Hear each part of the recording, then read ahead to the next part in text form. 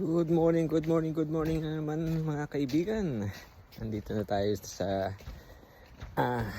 farm. At ngayon naman ay sa araw ng Sabado ngayon dito sa amin. Yan. At nandito uli ako sa farm. At yan, nandito ako sa malapit sa road. Yan. Yan. At ito yung bahay nila. Ito may kanal. Yan, isa sa mga de-develop po yan. Tutulungan natin mag-develop.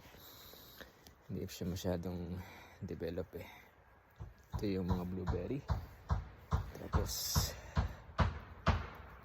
andun yung fish pond. Yan. Yung parang may tubo.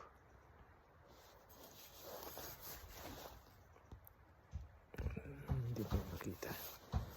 Yan, basta inisa natin yung fish pond na yan. Tapos ito yung cedar tree. Yan, cedar tree. Ang taas. Itirim ko yan sa sunod.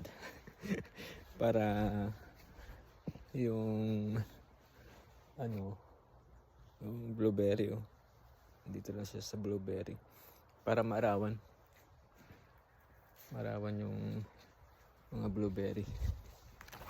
Ngayon naman po ako ay pruning ng blueberry. At ito na yung napun ko. Tinilinisan ko rin yung ilalim. Dito ko rin nagagamit yung ating napag-aralan sa agriculture, mga training. Kung sa Bangkuro ay ang pinupront ko ay tawag yun, kakao. Dito naman ay blueberry.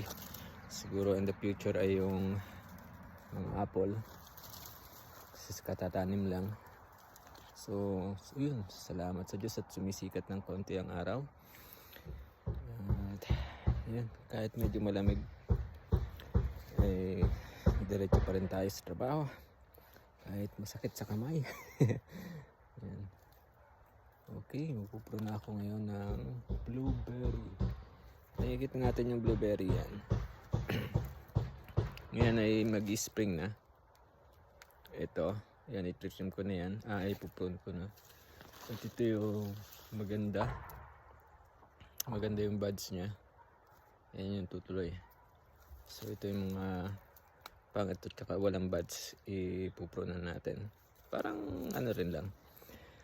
Parang kung ano yung ginagawa natin sa Pilipinas, parehas lang.